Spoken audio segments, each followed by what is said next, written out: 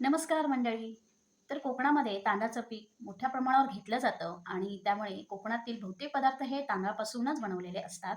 जसं की तांदळाची भाकरी, तांदळापासून बनवलेले घावणे, त्यानंतर आंबोळ्या, खापरोळ्या रसातल्या, त्यानंतर शेवया आणि आपली अगदी सर्वात आणि सगळ्यांना ज्ञात असलेली सगळ्यांच्या आवडीची अशी चमचमीत कोंबडी वडे.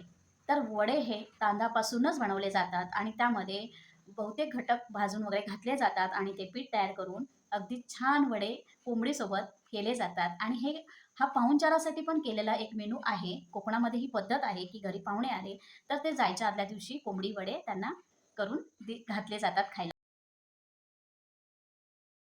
तर मंडळी तांदळाचं पीठ आणि त्यामध्ये चणा डाळ, उडीद डाळ, त्यानंतर धणे, जिरे, बडीशेप, मिरी आणि सगळं हे भाजून यामध्ये पावडर करून पिठामध्ये घालून हे पीठ तयार केलं जातं.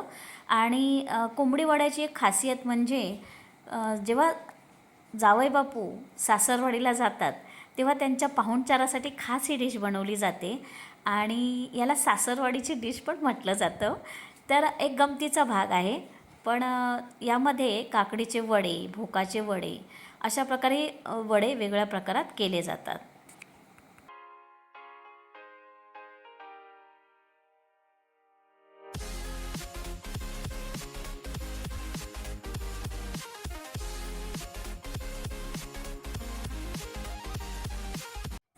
तर पीठ मळून झालेलं आहे आणि एक तासभर झालं आहे. आता मी वडे थापायला घेते. केळीचं पान सहज मिळतं, त्यामुळे केळीच्या पानात वडे अगदी मस्त थापले जातात. आणि हे बघा तेल लावून घेतलं आहे आणि आता वडे थापायला घेतलेले आहेत. आता हे आपल्याला छान खरपूस तळून घ्यायचे आहेत.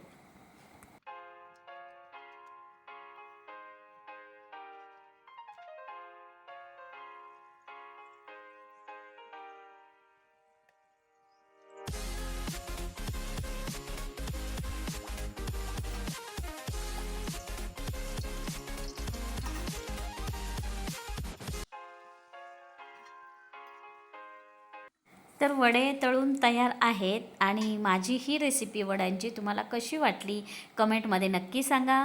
व्हिडिओ आवडल्यास लाईक शेअर सबस्क्राईब करायला अजिबात विसरू नका. धन्यवाद.